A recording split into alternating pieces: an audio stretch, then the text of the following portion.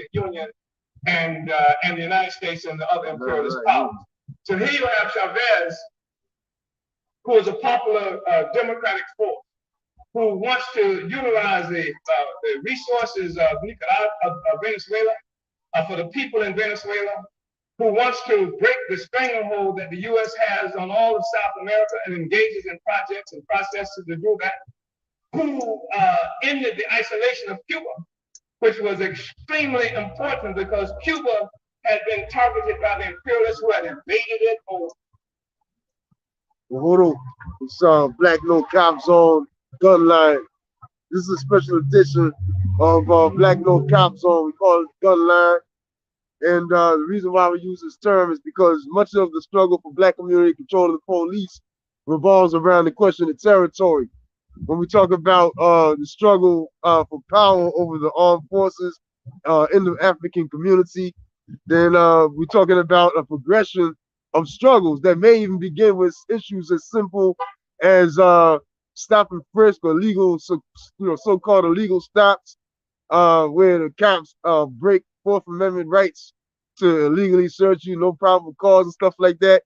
And even as you may even be able to beat such a case through filing certain motions, a motion for suppression, and even as the work that we did to get to the point of, like organizing the people to file a motion to maneuver through the legal system, all of those victories and methods of struggle revolve around the greater question of demands or strategic. They should contribute to the struggle to achieve concrete demands that would result in the transformation in the relationship that the U.S. government and the police have with the Black community. So this is where the Black is Black Coalition differs from a lot of organizations in the sense that we actually raise up revolutionary or anti-colonial demands that don't just require a reform within the system like a body camera, or as we're going to discuss later on today, requiring police to carry tasers now, and all these reforms or methods of disguising the colonial domination of African people. So we understand that no matter how many reforms they introduce, until Black people have control over the police, until we have Black community control of the police, where we force the withdrawal of colonial capitalist armed forces from our oppressed and exploited community, then we're going to see the symptoms that require reform necessary continue to occur. So we try to relate all the practical struggles that the people will engage in against the police, practical struggles like how do we stay from behind bars, how do we beat cases, how do we deal with the police when they harass us in the streets, etc. And but we help the people understand that the reason why we are engaged in these types of struggles is because we do not have the power. So all of the efforts that we make to resolve these secondary issues, these symptoms of colonial oppression, they have to contribute to the struggle for power. So why we say the gun line? Well, in our estimation, part of how we define gun line or power is the ability to control territory and what occurs, the political and economic activity within any given territory.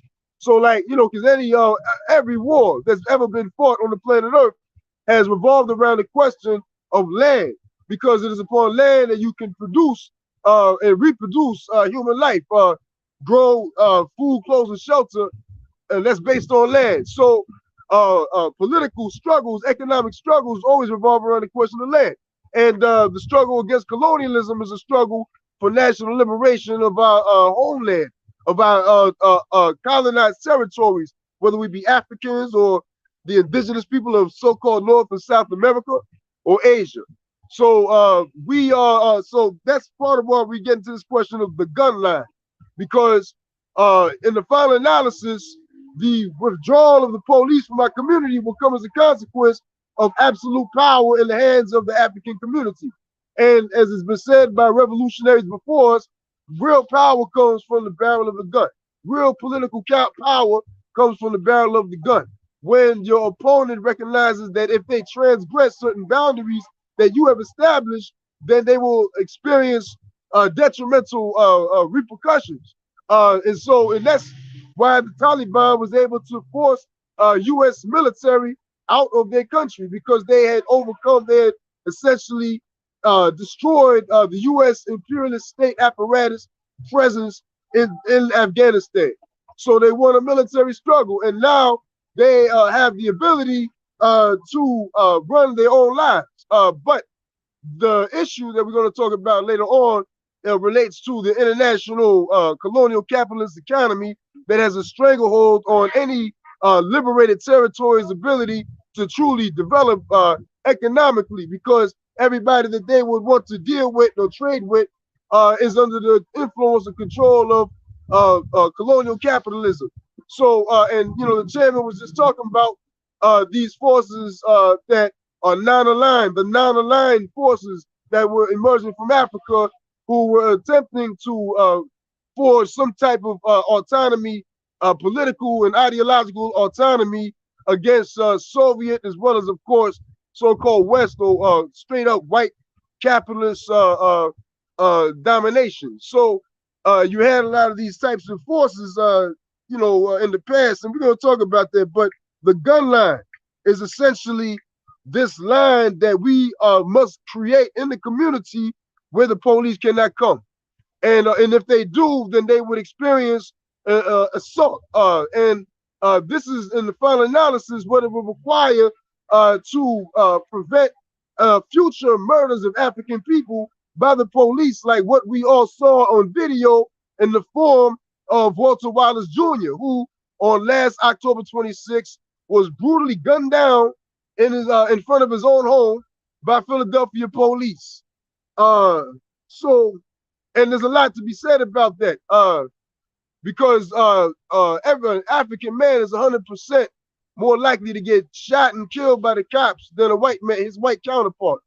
So we know that the murder of Walter Wallace was more than just police misconduct or some type of betrayal of police protocol, but we know that when the police gunned down Walter Wallace, they committed an act of colonial violence against an African that would never, in fact, statistics show, have 100% less likelihood of occurring if that was a white man in Walter Wallace's same place. We don't need city council to tell us that in order for it to be true. We don't need for a city council to acknowledge colonialism in order for it to be true. But in the real world, colonialism is the fact that the average African man is 100% more likely to get shot and killed by police than a white man. So I don't care how you want to flip it, there's only one historic explanation for that. And it is because African people were brought here as colonial subjects from Africa, kidnapped, and have ever since point of contact deprived of the ability to govern our own affairs.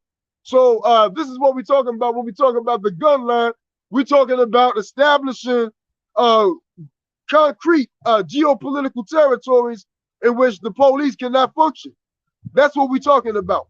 And but in this particular session, by saying the gun line, we are laying down a certain political standard in terms of how we tell which side is you on, as it relates to the struggle for Black community control of police and Black self-determination. So the most important question that we got to deal with is the November 6th Black People's March on the White House, which is again going to occur under the leadership of the Black is Back Coalition on Saturday, November 6th. You should register to attend this conference by going to blackisbackcoalition.org, and you can register. It's important that everybody be at this mobilization, because part of what is required to win our strategic objectives is one consolidated movement that's moving as one, and one trajectory that raise up one set of demands that when we fight on the various fronts for which we are all coming to DC, we fight as a coordinated unit, as opposed to just a movement without any leadership and therefore running in 1,000 different directions. In the final analysis, that is what But not only are we running in 1,000 different directions as a movement, but we relinquish the position of leadership, or we concede the position of leadership to the African petty bourgeoisie in the form of, primarily in the form of local city government around the country, which will not on its own introduce revolutionary demands, but will only do so under the heat of mass struggle that is requiring that city council begin to raise up revolutionary demands. And we're going to talk about the history in terms of a lot that has just occurred around Walter Wallace. We're going to talk about Haiti and the so-called gangs and their responsibility to unite under the leadership of the African Socialist International and expel all of white, foreign, settler, colonial presence, including these capitalist, colonialist, evangelists, so-called adoption agency that really just serve as agents of capitalism. We saying that the same gangs that kidnap these crackers need to fall under the leadership of the revolution so that we have the organized capacity to kidnap all of those who have committed offenses against African people, but more than that, to reclaim, to kidnap our resources, to take back the resources that have been stolen from us in the Haitian government, as well as by U.S. imperialism as a whole. So we're going to talk about the Haiti situation. You know, we're going to talk about coup versus revolution. What's the difference? And you got to know that there is a difference between a coup and a revolution. And we're going to use a couple of case studies, one of which is our comrade Thomas Sankara out of Burkina Faso front of the African Revolution, who won power primarily as a consequence of a coup that occurred, as well as a democratic struggle that was coinciding with it. But for all intents and purposes, Sankara came to power or became the president of Burkina Faso as a consequence of a coup, as did many other forces on the continent of Africa today. But there's a difference between Sankara and the other forces who we will talk about, and there's a difference between all of them and the African Socialist International and revolutionary leadership that seizes power not necessarily through coup, but through revolutionary mass struggle. So we're going to talk about that as well. I got some notes here, but again, I want to come back really, we got to start by, again, acknowledging the fact that this is October 26th, I believe, right? Or is it the 27th? The 28th. But on October 26th, a couple of days ago, 365 days before that, our brother Walter Wallace Jr. was gunned down by the police, Philadelphia police, in the section of West Philly. And the justification, and the justification that the state put forward, and it's on video, they say that Walter had a knife in his hand. And for that reason, they felt threatened or whatever, and they blew him away. So this is the justification that the police have put forth for murdering Walter Wallace. And immediately, the same night that he was killed, the masses of African workers in this city rose up in righteous rebellion, not only against what happened to Walter Wallace, but what the police do to black people in Philly, West Philly. They just dropped a bomb on 58th and Osage Avenue not too long ago. So this was what the people were responding to when they began to attack police cars, set police cars on fire, brick police themselves. It was a righteous rebellion. And also begin to take back the resources in these parasitic institutions. Major shopping malls and Foot Lockers, etc., were raided, invaded by the people, and the people took back the resources, or some of the resources, that these institutions had been stealing from us for a very long time. So it was a really, there was political motion. You had a number of different political tendencies leading marches and demonstrations, including the International People's Democratic Uhuru Movement that had a strong presence right there at Malcolm X Park as shit was going down.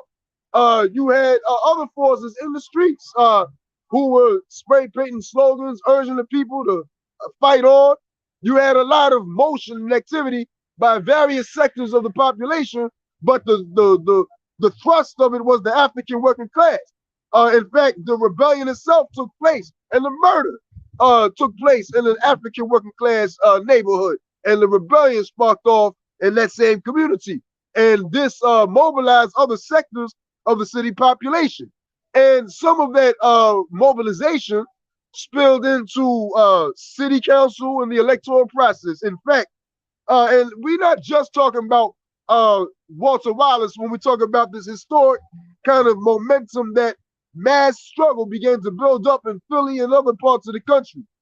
But the point is that while you had all these different forces in motion, the African working class has not yet achieved the position and organizational capacity to lead such struggles, not only to their final conclusion, but to such a way that results in seizure of power for the African working class. So, and this is the critical question before us in terms of building the revolutionary party of the African working class that is conscious of the interests of the African working class. It's only the class, the people, who would be able to say that kill the police. The response to the police killing Mike Brown was kill the police. There wasn't even no discussion about it because the people have the deepest experience and understanding of the true nature of the state and know that there is no way to reform it. And it is only when the petty bourgeoisie begins to intervene in the narrative and with all of its media capacity and other resources, send organizers in to muddy up the question. And that's part of why Black Lives Matter came to an existence, right? So, but a similar process was unfolding here in Philadelphia, where not only with the Walter Wallace rebellions that happened in October 26th, but also the George Floyd rebellions that happened back in May. Prior to that, where you had a situation where now the people is in motion. And part of what this had resulted in was the introduction of four new city council people that many of whom have a relationship to the movement, the people's movement. If not to say that they're necessarily absolutely loyal to what the people's movement at any given time will demand of them, but these forces that in city council were able to get into city council primarily because of the political motion that had been generated under the leadership of the African working class. So you got forces like Isaiah Thomas. I had a whole list of these city council members who was able to win election and get into city council as a consequence of the people's struggles around George Floyd and subsequent to that around Walter Wallace. So now, and you know, again, I can name some of them. There's 4 of them, which is a substantial number. 4 out of something like 15 of city council just came in through the movement. And so that in itself is evidence of the power of the people. And so, but the thing is that at the end of the day, and even revolutionary who says they want to be a city council member, to somebody who says or considers themselves to be revolutionaries, says they're going to run for city council based on their relationship to the system, at least in the capacity of city council. There is only but so much that they can do without betraying the legal principles and philosophical principles upon which the city government rests in terms of resistance of the Black community. However, there is much space that they can fight for that would enable them to use their position as city council as a platform upon which we can project deeper or more advanced demands around the police question. And I say this because since Walter Wallace was killed last October, and since George Floyd was killed last May, or May of 2020, there's only been two policy reforms inside the police that speak to the question of, you know, police interaction with the people, right? The first policy reform is that from now on, the police cannot stop you for traffic violation, or so what they call lower level offenses like broken tail light or misplaced registration sticker. So city council, this is the first thing that they did. They introduced this new law that restricts the police from being able to stop you for these violations, and instead they have to send you a ticket in the mail.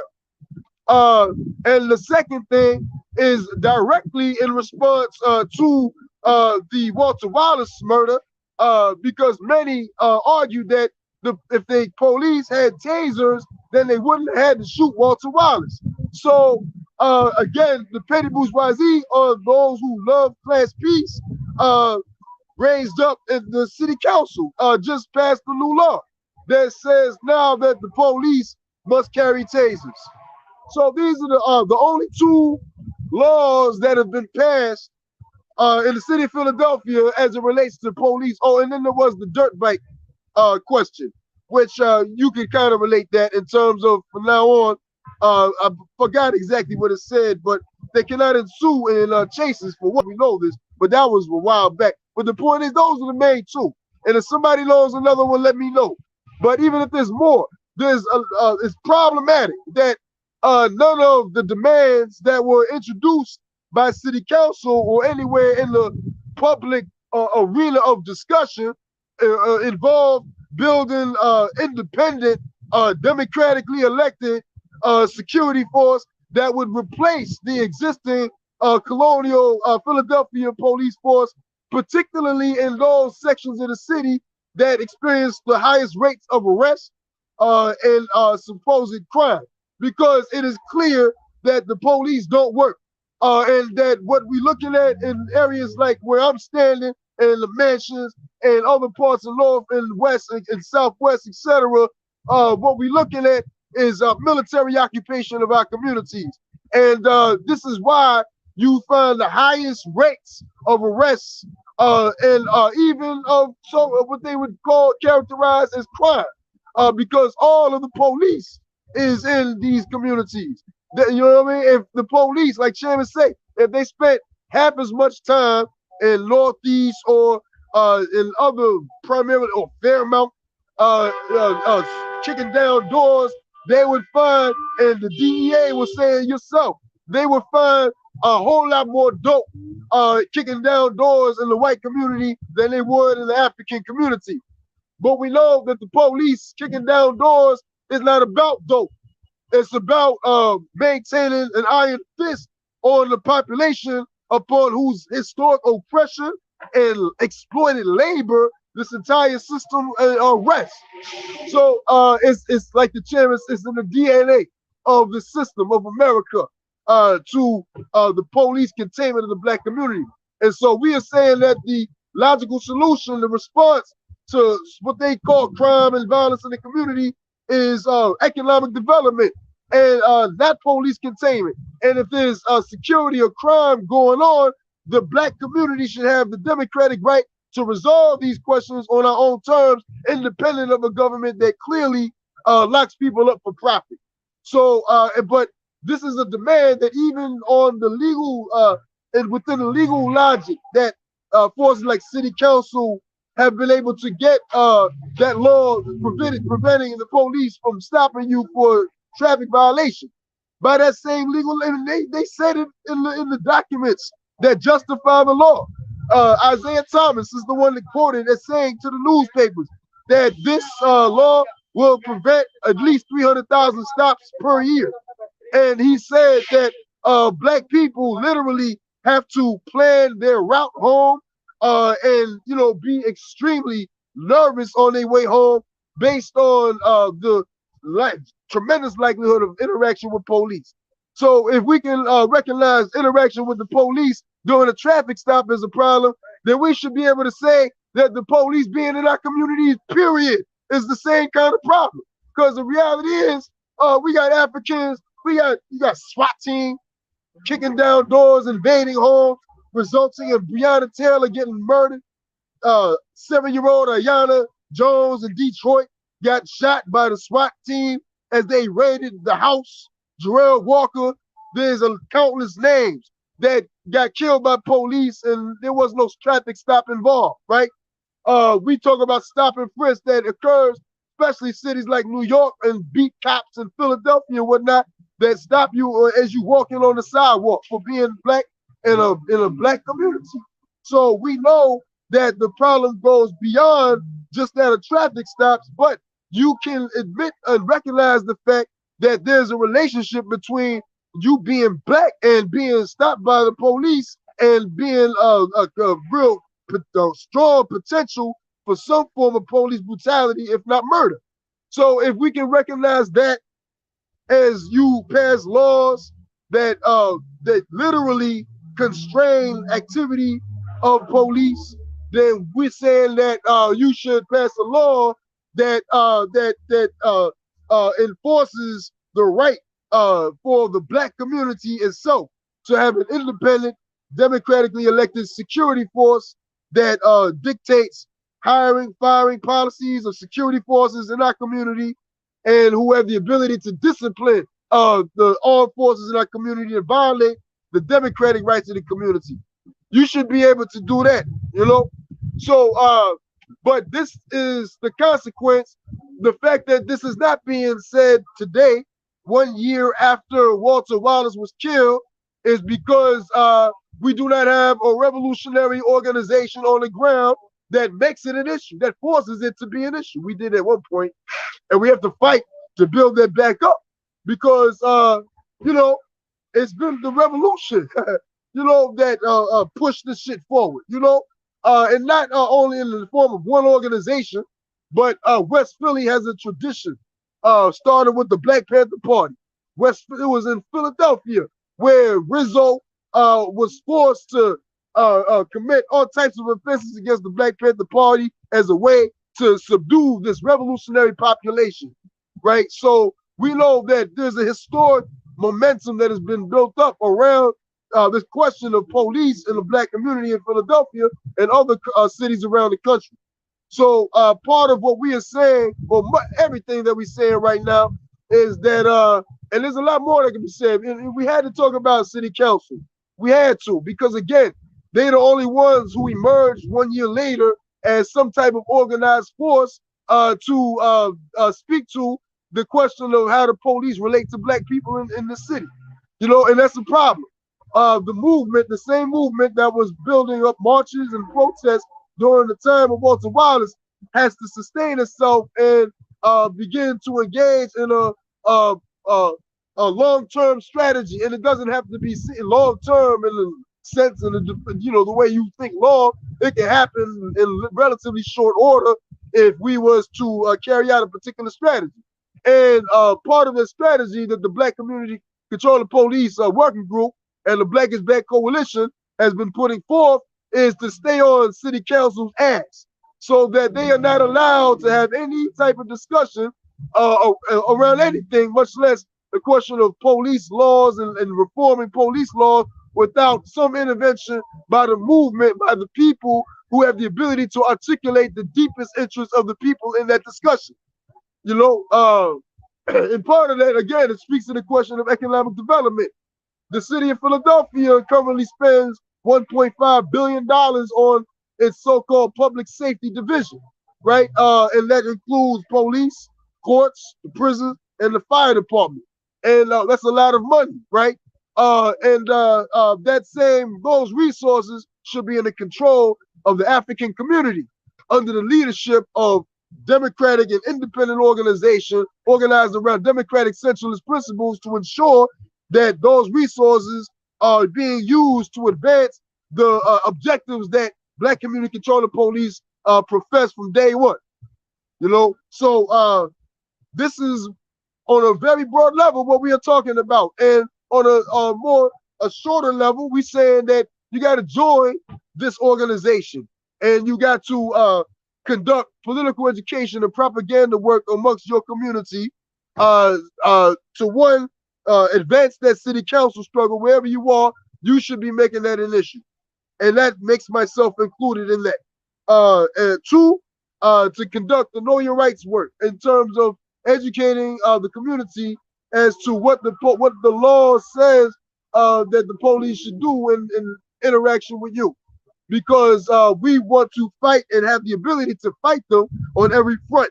And if we can collect evidence through video, etc., that speaks to or exposes the fact that they broke their own protocol, then we use that not only as a means to win this brother and sister's case, but also to show more evidence as to the need for Black community control of the police. So, and then most importantly, the question of outreach and keeping this message out there, conducting political education amongst the people. We have a newsletter we call No Cop Zone, where we historically have put out analysis similar to this, and it always contains the lawyer rights card on every last page, so that we are always connecting with the people, because these questions, these ideas, this analysis is not something that people would necessarily come up with on their own. But this is, again, why you have the advanced detachment of any given class or social force.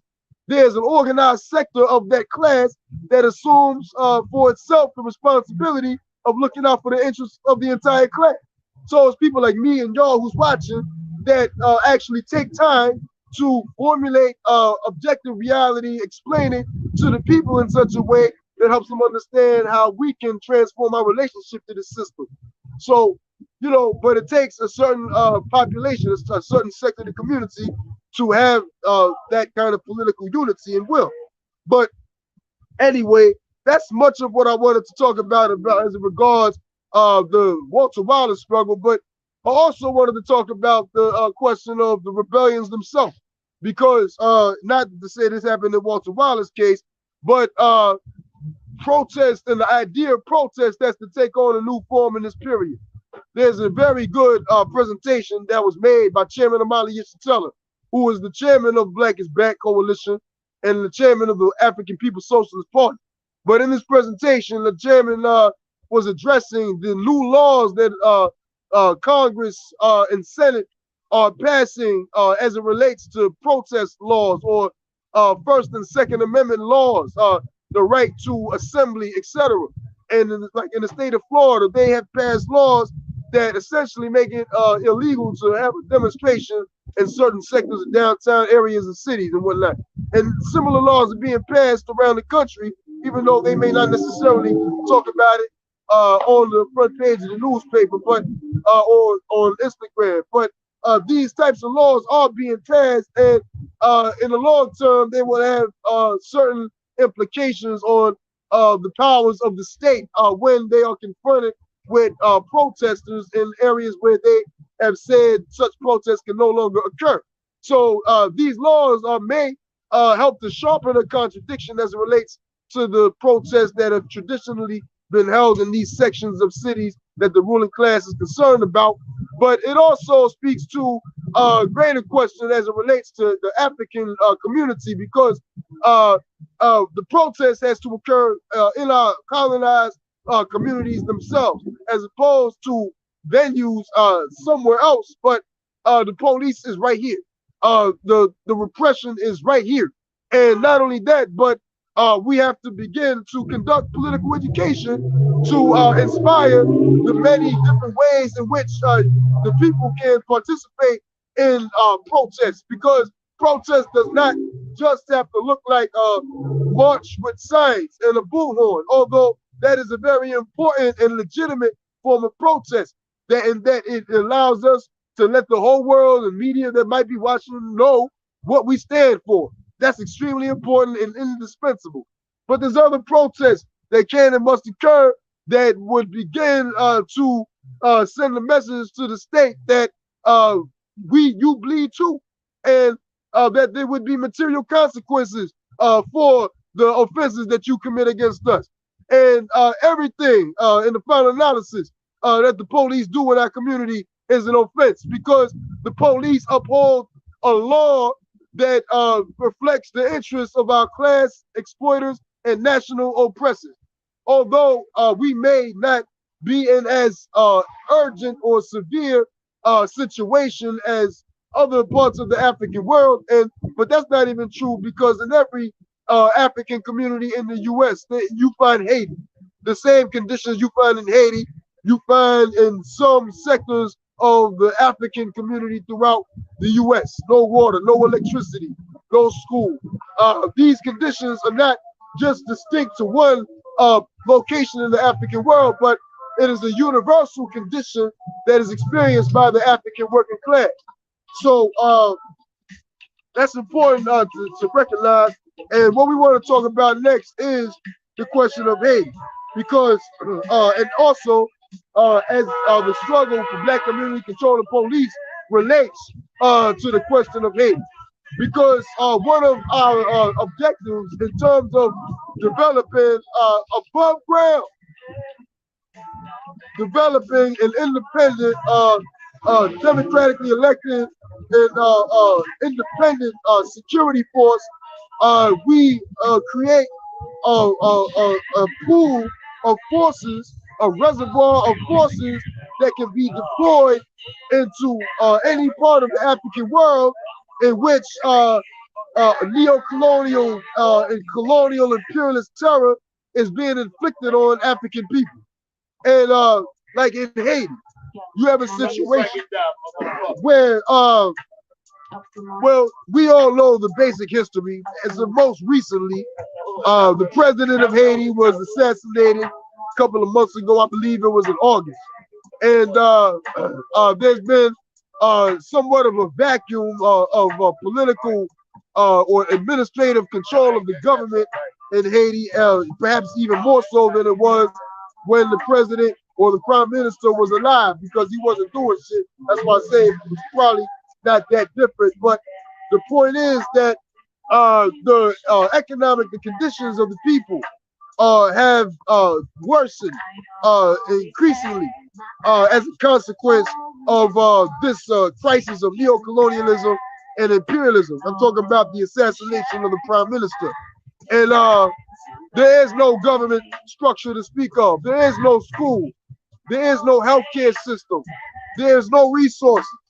And so this, of course, is serving to, I don't want to say radicalize, because Haiti, Black Power literally began in Haiti, in the Haitian Revolution of 1804, where under the leadership of Jean-Jacques Dessalines, the people, African slaves, defeated the supposedly largest and strongest military force out of Europe, which was the French under the leadership of Napoleon Bonaparte. And Haiti defeated them, and ever since has been experiencing the wrath of imperialism and white power in terms of how it is treated as compared to other sectors of the oppressed world population. Haiti has experienced essentially an economic embargo from the very day that it proclaimed independence. And the French charged Haiti reparations to pay it back for a loss of property during the Haitian Revolution. The property that it referred to was African people ourselves. They said, we lost these resources because of your revolution, and therefore you owe us. This is what, and they bled Haiti and continue to bleed Haiti to this day. The U.S. military invaded Haiti in 1915, and on its way out, the Marines took every brick of gold out of Haiti's treasury. So all of the resources that should and would be going to build schools and hospitals and, you know, produce African life for African workers in Haiti, those resources are in Wall Street, literally the Federal Reserve, which we're going to talk about as it relates to the Taliban. The heroic Taliban that had the fucking courage to fucking stand up to U.S. imperialism and defeat them militarily. And now the U.S. refuses the Federal Reserve Bank, with whom the at the time Afghani government was keeping the money from 2001 up until just this year. The U.S. Federal Reserve Bank is holding over $6 billion of Afghanistan's money. And they got the nerve to talk about how Afghanistan is already failing. Well, if you got the people's resources, how are they supposed to stand up? economically. And this is but this is the contradiction that we are confronted with in terms of international white power. Because even as France was defeated by Haiti, even as they just got defeated by Haiti, but still had the ability to charge Haiti, to take resources from Haiti that we all know is a form of exploitation, of theft, right? We all know that, but and the question is why? Even as Haiti was able to win independence, it was surrounded by a sea, as the chairman says, of colonial capitalist sharks. The entire world, the capitalist economy, was hooked up in a way, not only economically, but militarily, where if Haiti didn't pay up, then it would suffer the wrath of all of white imperialist power, will come down on Haiti militarily. So, as in the justification would be because you owe France, you know? So, and they will impose that will in a number of different ways. But in the final analysis, it's all violence and coercion, because if you don't pay up, then you get invaded. So that's the basis of the conditions in Haiti today. And but what's important to say is that this situation has only served to radicalize perhaps the most dynamic and capable sectors of the African working class in Haiti and other sectors of the population. And you know, this leads us into the discussion about the gangs and the kidnapping. And first and foremost, y'all, we just gotta say that part of Black community control the police, we would send forces into Haiti to fight against neo-colonialism and any other form of imperialist presence in Haiti. That is part of the mission of Black community control of the police, is to mobilize the most capable security forces that have been entrusted with this responsibility right here in oppressed communities throughout the U.S. to also use such resources to liberate oppressed people from terror and anti-democratic governments like what we've seen in Haiti right now. But what I want to do real quick is we gotta get into this whole question. Let's see here. We're gonna talk about Haiti, right? And as you know, the and again, all of this is based on what they say in the white imperialist media, whether it be Al Jazeera, yeah, that's right, Democracy Now, ABC, NBC, all that.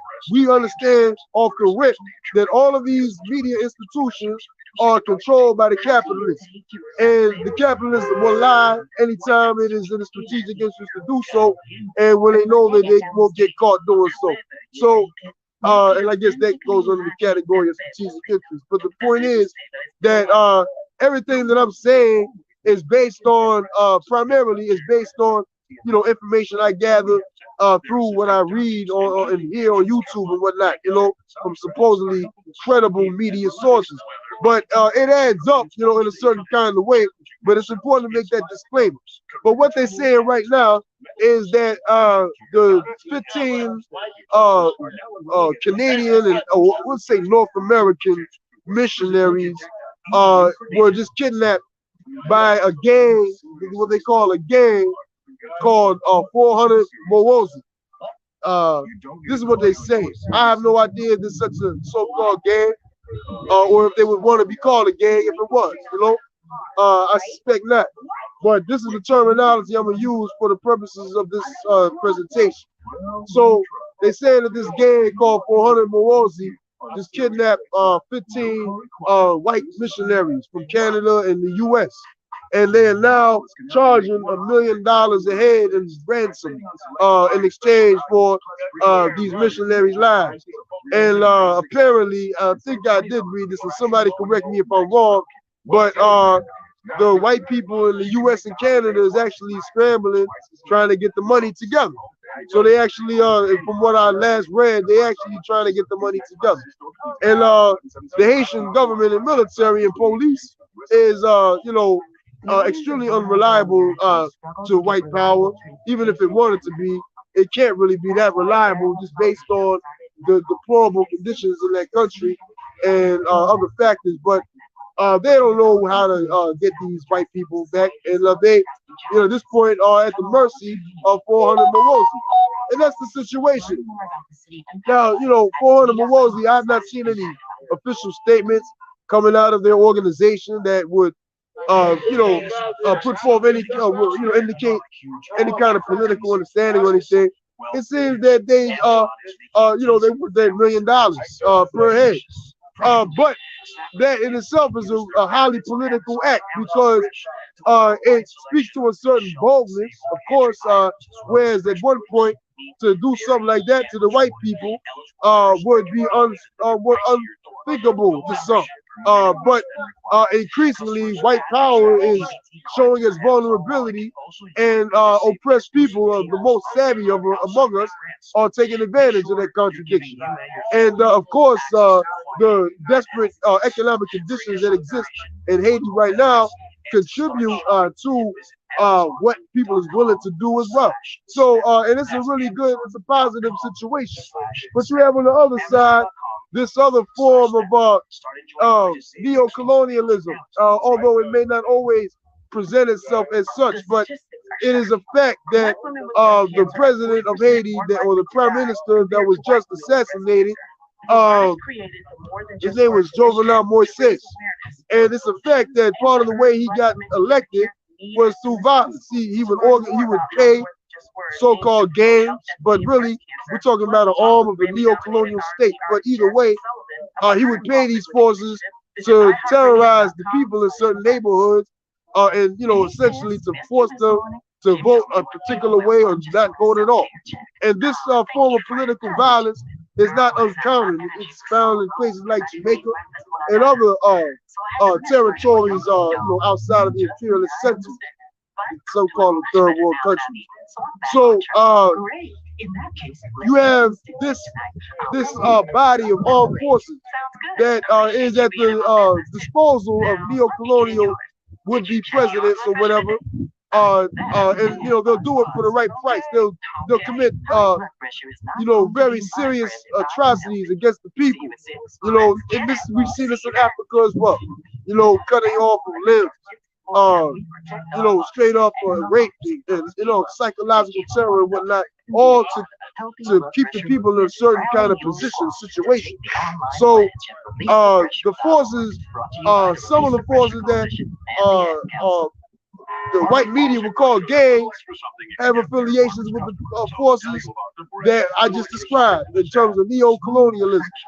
So the real contradiction that we are confronted with is that of imperialism and colonialist capitalism in terms of how the people as a whole understand the world and their relationship to it. Because it's a fact. Thomas Sankara said this better than anybody else. He said that a soldier without political education is a potential criminal. And he didn't make no exceptions. That goes for all of us. Any soldier without political education is a potential criminal. And what he means by that is because we are all born, we were all born as colonized subjects, meaning that at one point our own thoughts did not even belong to us, but we saw the world and interpreted the world through the lens of our oppressor.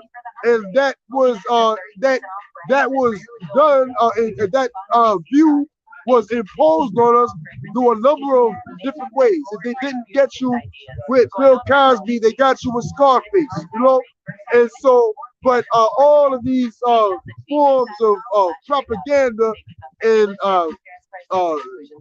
dissemination of philosophy or ideas, all of it achieves the goal of preserving class peace and colonialist capitalism, whether it's promotion of the drug economy or promotion of a certain kind of petty bourgeois comprador sellout lifestyle, So on either side of the equation, either one of those soldiers who would in some way perhaps join the struggle for African liberation, but without having an organization and organizational leadership to correct the incorrect ideas in his or her head, then they are always going to be susceptible to committing errors that serve the interests of our class oppressors and class exploiters and national oppressors.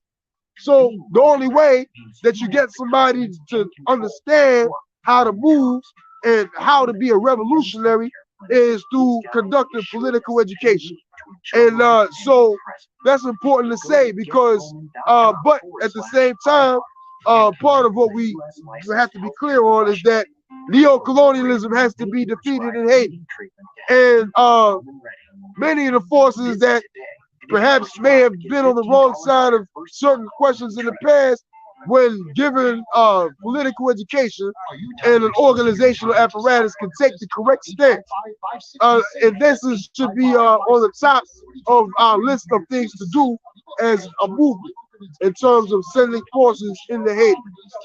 In addition, we want to talk about the last thing, coup versus revolution.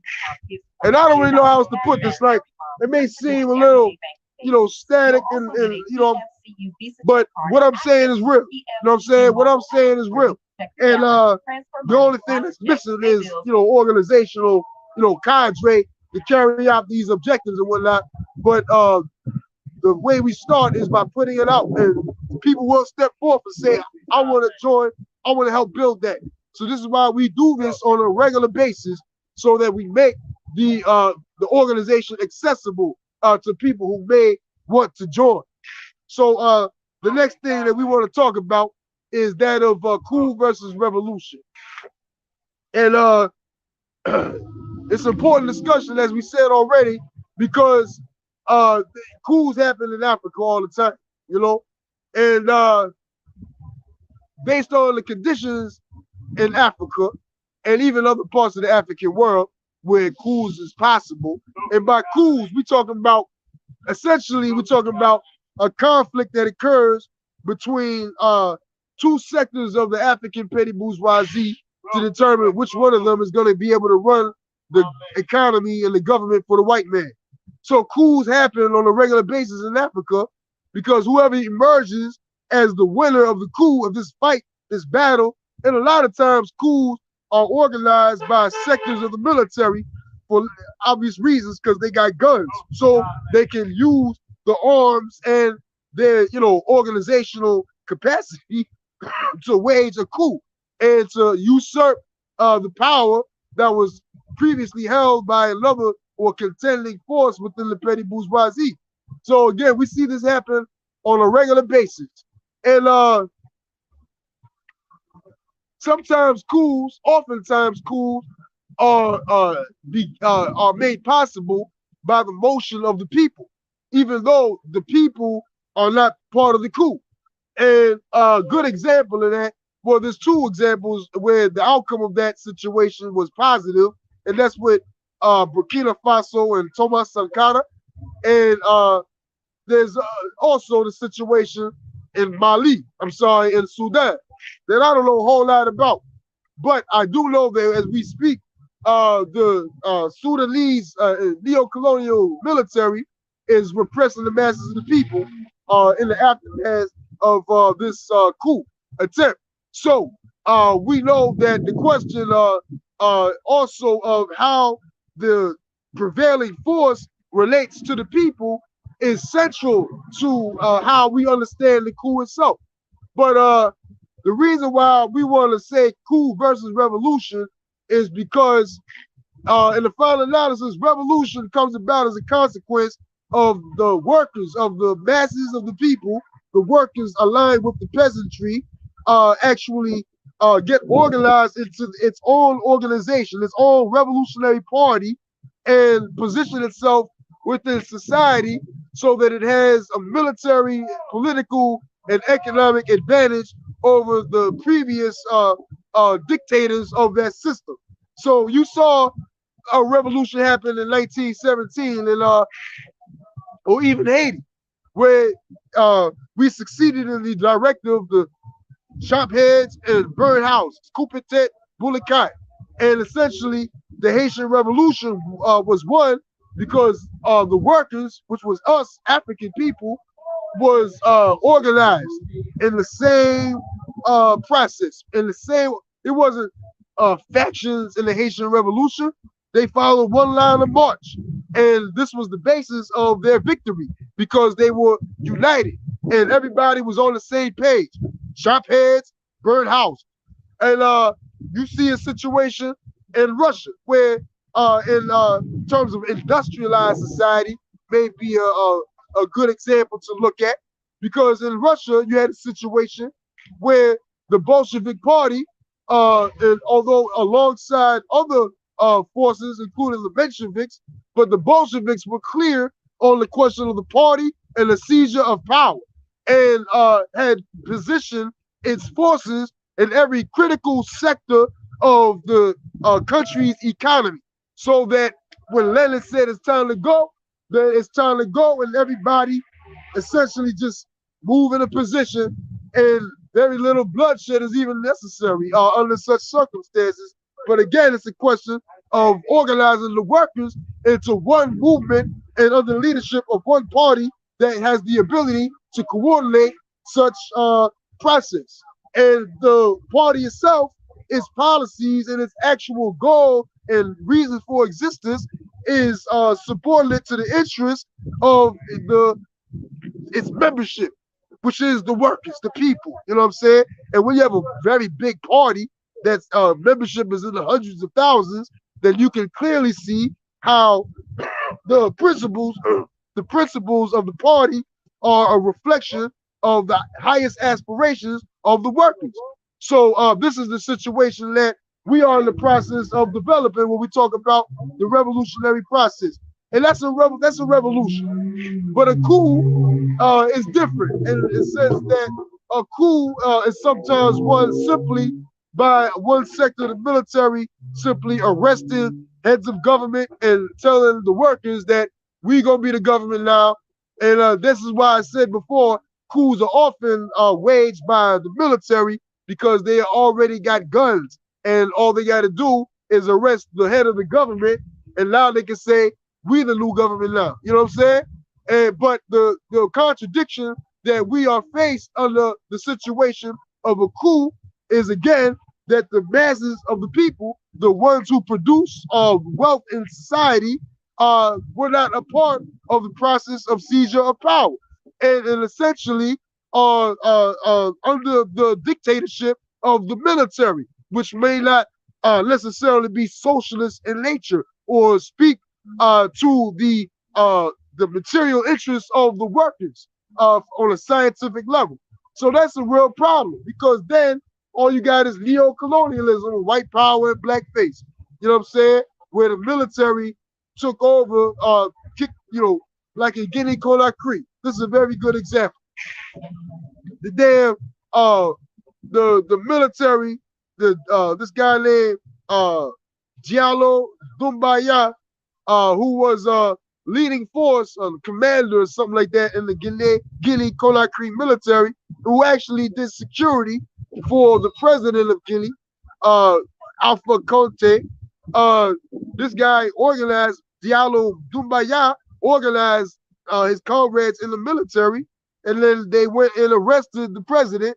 And about 4 weeks later, Doumbaya, Doumbaya holds a press conference to announce himself as the new president or prime minister of Guinea-Conakry. So now, but this is the thing, and there's a lot of problems with Doumbaya from the rip, because he used to be part of the French military. He fought with the white imperialists in Afghanistan. He fought against the Taliban. You know what I mean? He was a soldier for white power, Doumbaya. And so that's a serious problem. And he's married to a white French woman who's currently a French police officer there. So these are serious problems, And but another thing to understand, and what I'm doing is putting forth a dialectical and an objective analysis of the situation, because among you there are organizers and people who may be interested in knowing how to maneuver and understand and explain various types of questions to the people as a means of winning the people to what we're trying to make happen. So the situation with Doumbaya, when he and his forces first took power, there was like parties in the streets. The people literally took to the streets and was celebrating, you know, like the king has come, like we're free now. And you know, part of the reason why the justification that Doumbaya put forth as to why he arrested the president in the first place was because the president was not doing his job. He was negligent. He tried to change the constitution. He did change the constitution to allow him to run for another term, which he could do that again and again and again if it was up to him. So these were the reasons why Doumbaya moved on the president. And so the people saw the emergence of Doumbaya and the arrest of Conte as a positive thing, simply because now the president's out of there. So anything's better than him. This is how the people see it. So, but that's not necessarily true. But it's part of what we have responsibility to do. And so this is the thing, because I saw a comrade actually put Doumbaya out as neo-colonialism. He didn't say a lot more than that. But this is an important part, because when we on the ground, let's say that you as an organizer is on the ground there in Guinea-Conakry as the people is out celebrating and whatnot, and we have to put out a flyer to sum up the situation. So we have to, this is not to say that we should not criticize Doumbaya for his relationship to the U.S. imperialist state, but that in itself may not be sufficient reason to say that he is going to be a neo-colonial dog, you know. But what we can do is help the people understand what a program that speaks to their material interests looks like. And if Doumbaya is a dog, then it's because he's not doing X, Y, and Z.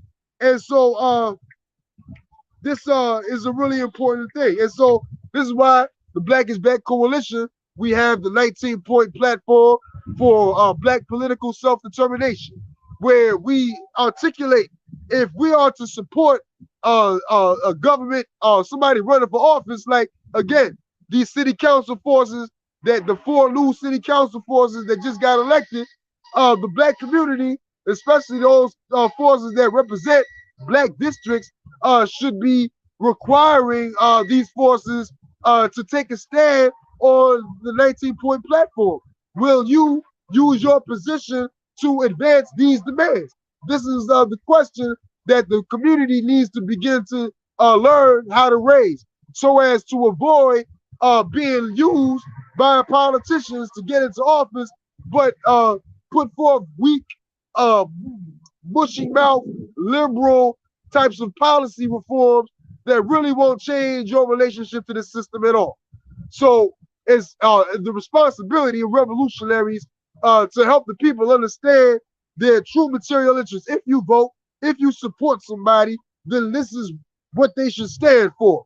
So we have to win the people to a program, and based on the program, you can then begin to more effectively criticize neo-colonialism, because you can not only say, look, Doumbaya has been in office for 6 months, and we said that the only reason why we out here in the streets right now is because we are hopeful.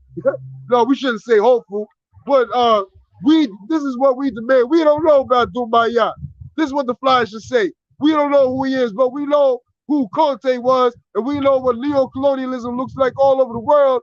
And if Doumbaya is really for the people, then he would unite with these demands: electricity for everybody, healthcare for everybody, government debt. Let's talk about Sankara now. Thomas Sankara. He was a bad boy. You know, he partly because of the period in which he emerged. Sankara was the president of a place called Burkina Faso, which is in West Africa.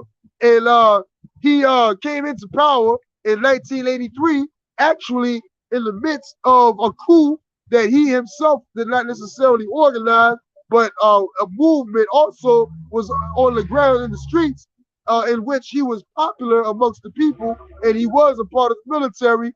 And through this process, he emerged as the new appointed president by those who did organize the coup as the president of Burkina Faso. At the time, the colonialists called it Upper Volta. That was the white people's name for it. And in fact, the first thing that Thomas Sankara did when he became president is he said, from now on, we calling this place Burkina Faso, which means land of the upright men. And that's all right, man. I like this guy, man. This is a real soldier right here.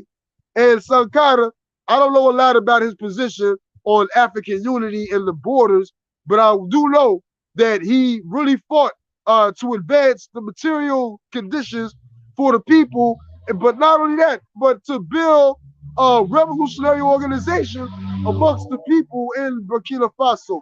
He struggled, and this is where Doumbaya, I haven't seen it. I'm not saying, excuse me, y'all. I'm not saying that Doumbaya is not capable of doing this, but I haven't seen it yet. But Thomas Sankara, one of the most significant things about him was the fact that he struggled for the people to be organized and for the workers to assume responsibility of building our own economy without European and other foreign intervention. He was very significant for those reasons. And so part of the reason why I raised Sankara is because he did come into power as a consequence of a coup. However, what made him different was his ideology and political aspirations that were more socialist leaning. However, he did not have the kind of organization that he needed to have in order to take the project that he was working on further. And the African Socialist International was just introduced into the world in a year or 2 years before Sankara took power. And so it was a historic miss because Sankara would have united with the African Socialist International and other forces who Chairman referred to as non-aligners, forces who were struggling to achieve independent relationship, African forces who were struggling to achieve an independent relationship amongst each other, independent of white power, you know, and Soviet influence as well. So, and like the chairman said, these were very helpful type of movements that positioned the African liberation movement in a better way.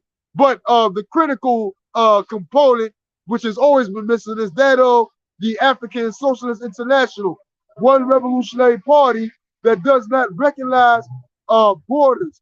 Part of where Sankara failed was his inability to organize in the surrounding region, to send his forces throughout the West Africa and other parts of the continent to build one organization with these common principles. But that is what the African Socialist International is about.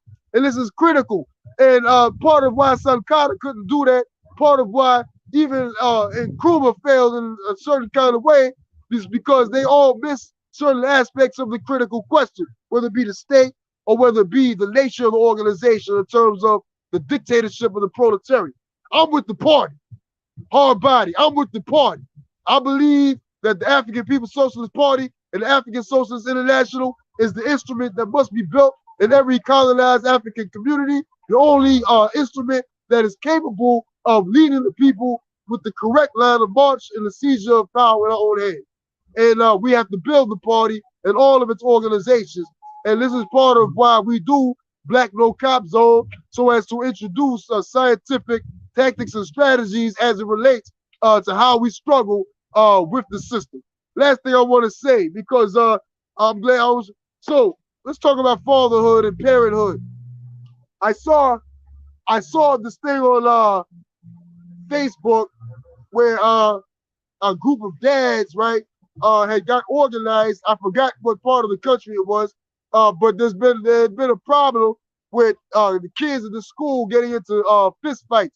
So they would get suspended a lot, and school officials would, you know, things of this nature. I don't know if the police ever got involved, but apparently it was disrupting some kind of peace at the school. So the fathers of these kids that kept fighting took it upon themselves to go down to the school as like an organized force and you know, kind of like occupy the school while the kids was going to and from class and on school lunch break and all that kind of thing. And their presence was designed or intended to intimidate the students from fighting each other. At least this is what the article or the video thing that I saw on Facebook said. And many are saluting this as such a shining example of Black fatherhood and, you know, all this stuff. But in the real world, based on what they said about this program, these fathers are not doing anything to challenge the real the ones that are really beating their kids up, which is the school system and the U.S. colonial capitalist system as a whole. And this is not necessarily a criticism of these fathers, because part of what they're doing may be seen as a form of security for their children against the state. Maybe, I don't know. But if that is the case, I would implore them, I would urge them to join the Black is Back Coalition. That formation of fathers needs to join the Black is Back Coalition, because their activity in the schools cannot be limited to being some kind of like substitute police for their kids. Because what do the schools have the police in the schools for in the first place? Why is the schools opposed to the kids fighting in the schools in the first place? Is it because they care about the welfare of Black children? Let's keep it real. The same school system that would pump up the veins of Black children with Ritalin, that feed our children sugar and all types of junk food, the same school system that teach us lies about ourselves and about our oppressors and our relationship to them. Come on. So all of a sudden, we are supposed to believe that the schools is opposed to children fighting because they care about the children's welfare? I don't think so, y'all.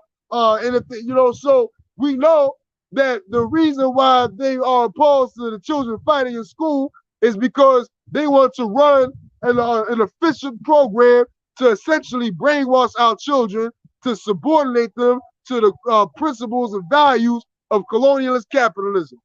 That's the only reason why the school system wants peace during the school hours, so that they can be able to smack your children over the head with propaganda uninterruptedly for 8 hours.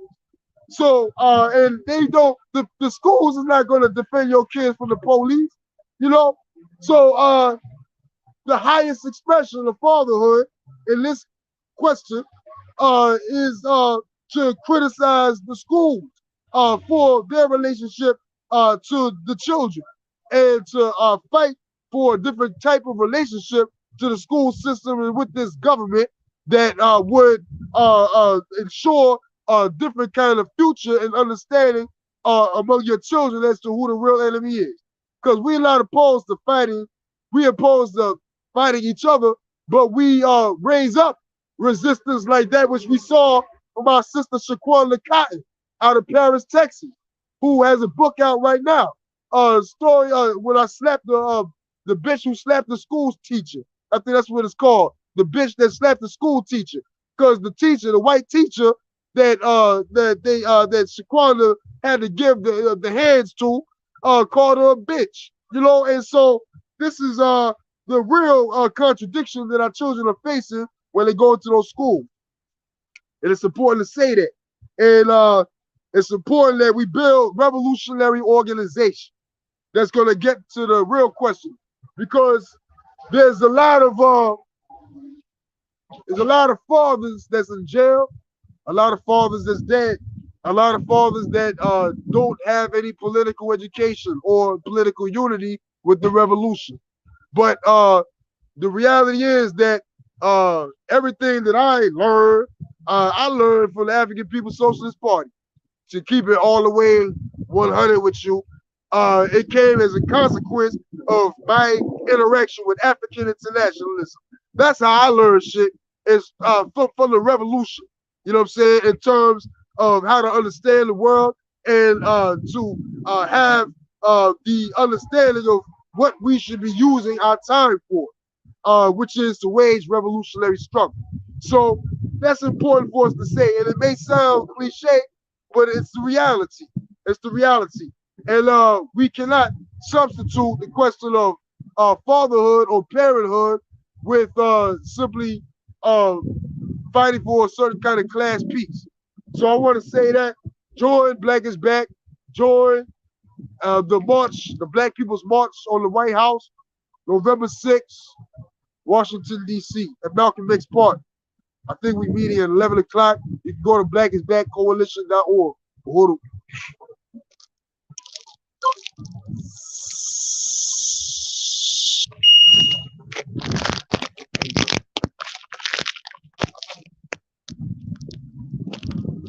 That's the option. Yeah, cell phone. Cell phone? Straight up. Yo, you lying. Yeah. Oh, two of them. Two of them. Yeah. You be out here How you Thursday. got them stuck? Take. You be cool with that though? Say what? You be cool with that? What you mean? I take it or I'm just gonna cut it up.